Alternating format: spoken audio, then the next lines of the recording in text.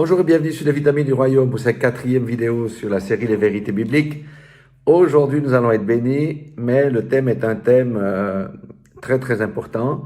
C'est l'obéissance à la parole n'est pas une option. Tout d'abord, j'aimerais préciser que nous sommes bel et bien sous la grâce et non plus sous la loi. Cela étant dit, cela ne veut pas dire que la grâce sous laquelle nous sommes nous donne le droit de pécher ou est une licence pour nous permettre de vivre selon la chair et dans la pratique du péché. Non, la grâce que le Seigneur nous accorde, c'est plutôt un moyen de vaincre le péché, la chair, le monde et Satan, parce que nous sommes un avec le Seigneur Jésus-Christ, lui qui a vaincu toutes ces choses. Alors, concernant l'obéissance, regardons dans l'Ancien Testament, je prendrai un seul verset, 1 Samuel 15, 22, où Samuel dit à Saül, « L'Éternel trouve-t-il du plaisir dans les holocaustes et les sacrifices, comme dans l'obéissance à la voix de l'Éternel? Voici, l'obéissance vaut mieux que les sacrifices et l'observation de sa parole vaut mieux que la graisse des béliers. » Amen. Donc, dans l'Ancien Testament, déjà, l'obéissance à la voix de l'Éternel et l'observation de sa parole valaient mieux que l'exécution précise de tous les rites qu'on pouvait avoir, tous les rites religieux et tous les sacrifices. Sous la grâce, nous n'avons plus besoin de faire les sacrifices ni de respecter les rites. Par contre, nous sommes tenus, comme dans l'Ancien Testament, d'adorer Dieu, de l'honorer, de le mettre à la première place dans notre vie, de faire sa volonté et aussi d'aimer notre prochain comme nous-mêmes. C'est cette loi morale que Jésus-Christ a parfaitement accomplie et qu'il nous demande de l'accomplir également parce qu'il nous a rendus participants de sa nouvelle nature. Donc, les instructions de Jésus se sont manifestées comment? Je vais vous lire un verset dans Jean 14, 21. Jésus dit, « Celui qui m'aime vraiment, c'est celui qui retient mes instructions et s'applique à les observer. Mon Père aime celui qui m'aime et moi aussi je lui témoignerai mon amour et je lui révélerai qui je suis. » Version parole vivante.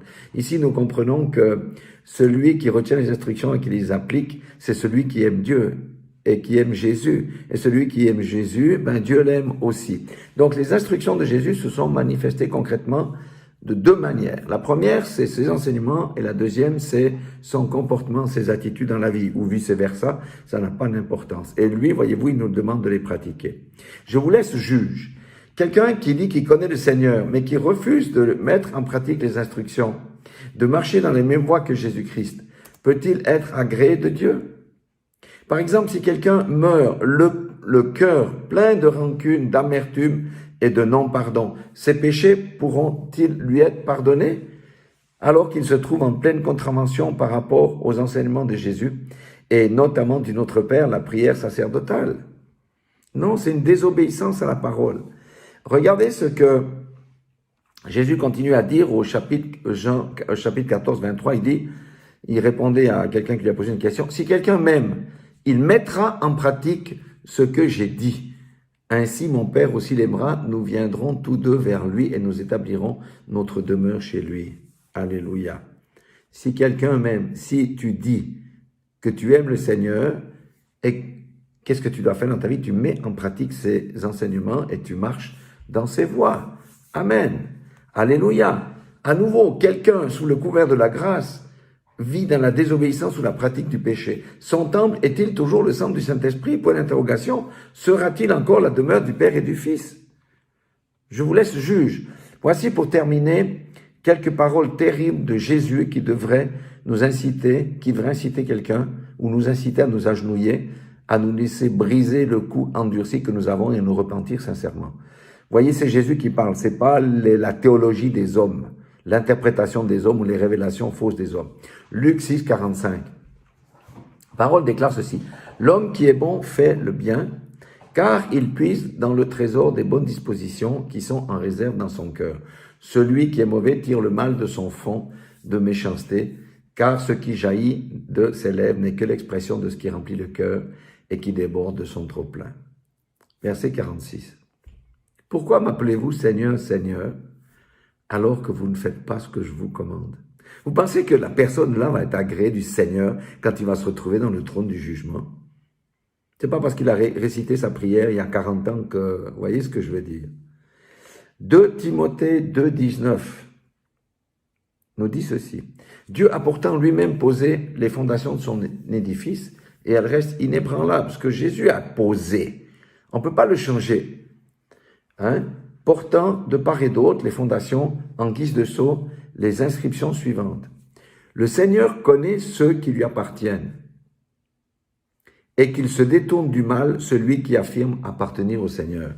Ça règle la chose. Peut-on vivre indéfiniment dans la désobéissance et dans la pratique du péché sous le couvert qu'on est sur la grâce? Absolument pas. Les paroles de Jésus vont nous recaler au dernier jour. Dans Matthieu 7, 21, il dit quoi? Il dit, pour entrer dans le royaume des cieux, il ne suffit pas de me dire Seigneur, Seigneur.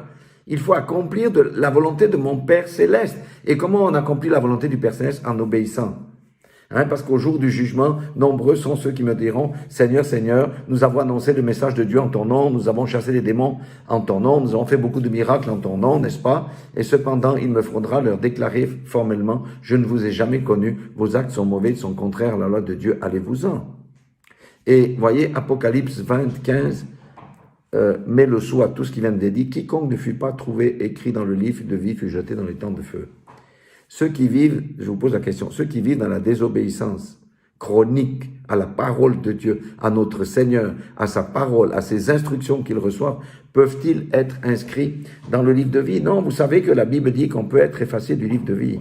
Donc le Seigneur nous dit aujourd'hui à quelqu'un, ressaisissons-nous, repentons-nous de vivre éloigné du prince de la vie en menant notre vie de désobéissance.